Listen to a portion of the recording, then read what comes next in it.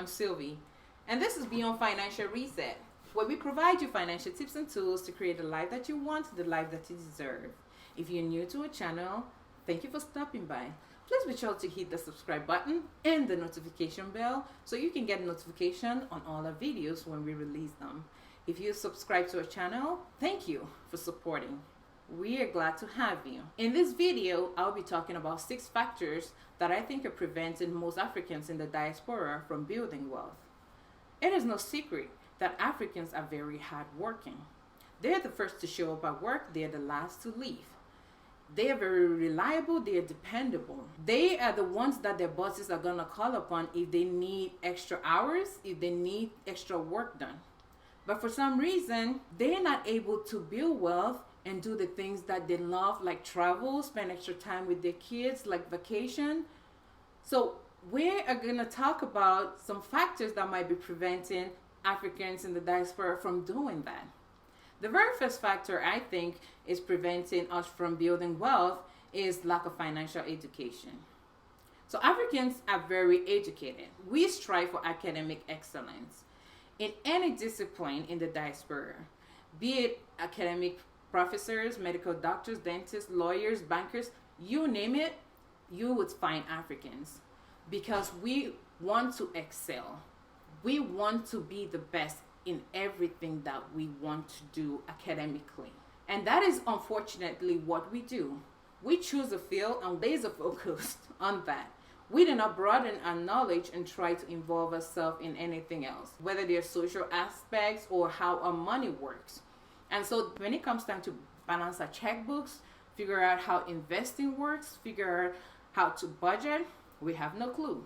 So you would see an African in the diaspora who makes $100,000 US wanting to buy a house for $400,000 and a car for $75,000. Is that a realistic expenditure for your income? That right there is already overextending yourself. But again, because we don't think about how this purchase is going to put us into debt and how much interest we're going to pay in the long run, we do tend to make such poor purchasing decisions. And that's why it takes somebody like me, who's a nurse practitioner, or Jay, who has a doctorate of pharmacy, 10 plus years of being in America, to figure out how to manage your money or to build wealth.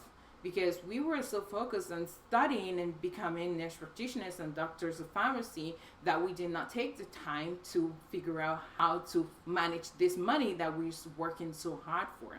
The other thing that might be making us focus so much on academics is because some of us were not taught by our parents how money works. We were taught to go to school. If you want to be successful in life, you need to go to school. So that's why you will see a lot of Africans in the diaspora going to school, because their parents embedded in us to go to school. So we know how to go to school, okay? The second reason why we are unable to build wealth in the diaspora is because of overspending. So we like a lavish lifestyle. We like luxury, we like designers. And there's no harm in that. The problem becomes when you're trying to live that lifestyle and you cannot afford to do that.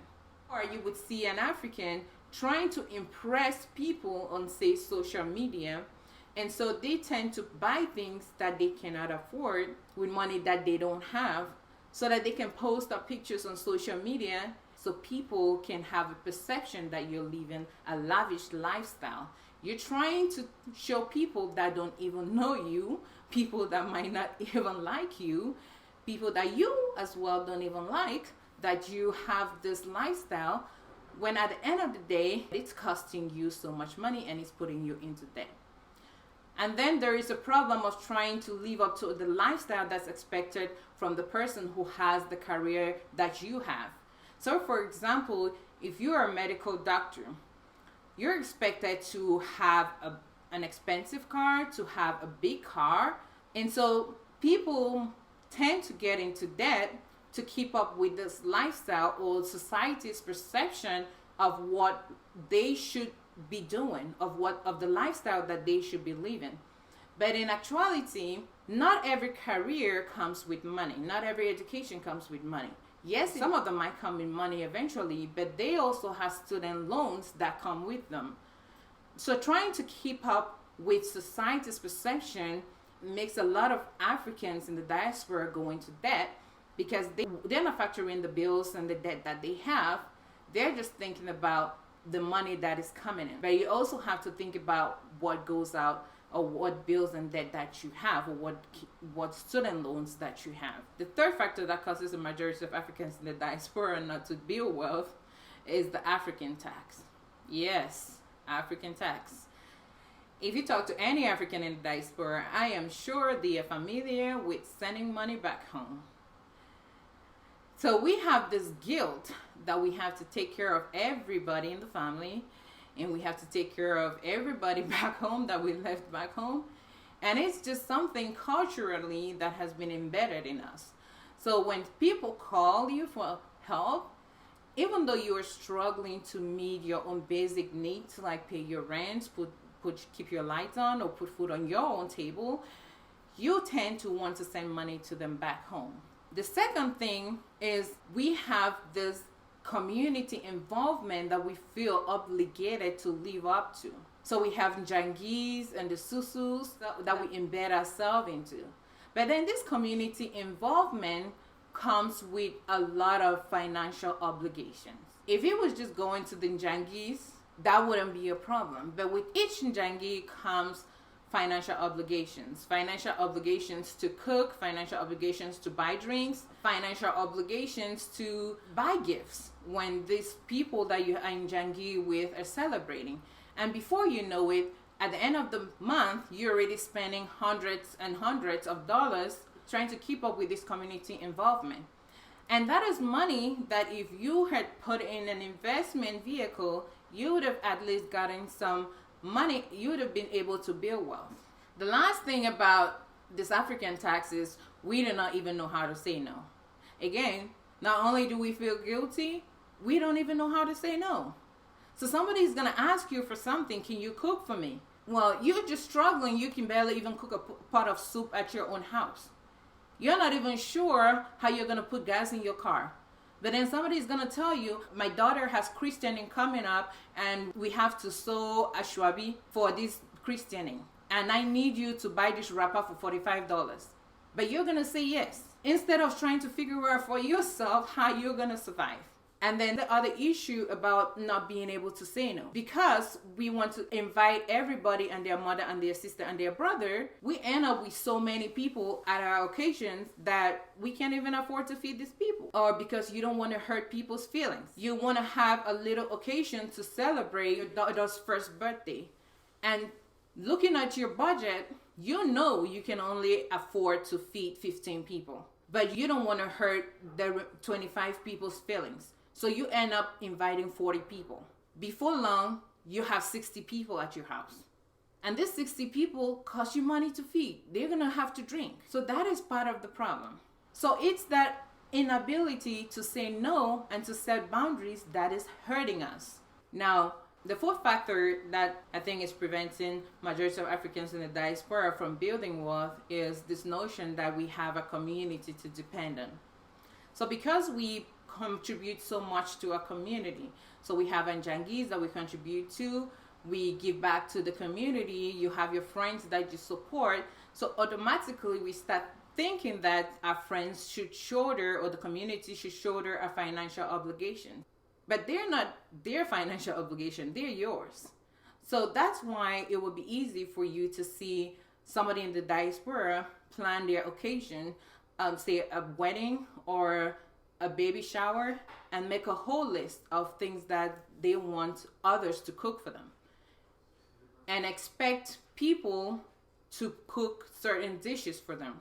And if people don't cook those dishes for them, then they get angry. Those things cost money. But again, it's due to our expectation that people should give to us. If you make your occasion and you're budgeting based on what you can afford, you're going to be expecting the society or your community to contribute to you. Because based on your budget, you're going to know how much I can afford, how many people I can entertain. And then when people have debts in their family, they're expecting you to give money to them, because they contributed at your own way keeping. So instead of us figuring out how we're going to buy life insurance for our family members, or figuring out how we can set up our legacies for our family and protect our families in case any emergencies or unexpected events should happen. We're relying on the communities to set up GoFundMes for us so that when we have debts, they give us money back. So that's why we don't spend time building wealth for ourselves, because we're depending on the community to send our bodies back home. We're depending on the community to give us money because we lost a mother, a brother, or a sister, or because somebody in the compound died. So now we rally up everybody to come give us money. The fifth factor that is a hindrance to us building wealth here in the diaspora is the religion. Oh yes, religion is a great thing. But when we start thinking that we can pray our way into wealth without taking action, that becomes a problem. So you would see some Africans in the diaspora praying and praying, but if you ask them how they budget their finances or how much they're investing, they honestly cannot tell you. Or if you ask them to cut back on their expenses so that they have more money available to build wealth, they're not gonna do it. But they're in church every day praying to God, so God should bless them, so that they can get wealthy, and God is a good God. But like, sis, God is not gonna help those who don't help themselves, okay? So you need much prayer with action. The other thing is, we tend to give money to the church, trying to bribe God to give us wealth. So we give money to church, even though sometimes we don't even have food to feed our own selves. That's another problem, because we are not balancing our lives. We're not balancing our finances. So I'm not saying don't give money to the church, but if you're giving money to the church at the detriment of your own survival, that becomes a problem. Because even God says, give to Caesar what is Caesar's and give to God what is God's, right? So you're not going to not pay your taxes. Likewise, you're not going to take care of yourself. You're not going to eat just because you want to go give money to the church.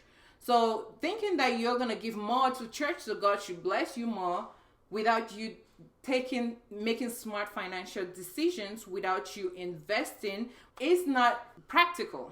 The last thing is, we set unrealistic expectations. The idea of delayed gratification is foreign to us. Africans in the diaspora are all about the quick wins.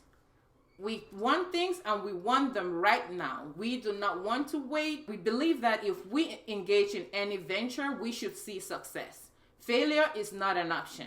But here's the thing. Almost everybody who started a business has failed. So it's unrealistic to think that you are not going to fail. And so what happens is, when they fail once or twice, they give up and they settle for that job that doesn't even meet their qualification. They settle instead of trying to figure out how to move their life to the next level. When it comes to wealth and money management, Africans in the diaspora think that it has to be quick. That is not the way it happens. So some of the tips I would have for Africans who want to build wealth in the diaspora is, first of all, you have to get out of debt. Because if your money is locked up in debt, you have no money available to invest and build wealth. You need to get financial education. Understand what is happening to your money. Talk to people, ask questions. You need to learn how to say no. You need to invest at least 15% of your annual income. So if there are other reasons that you know or you think that are preventing Africans in the diaspora from building wealth, I would love to hear from you. So drop them in the comments, and please don't forget to subscribe, and thank you for watching.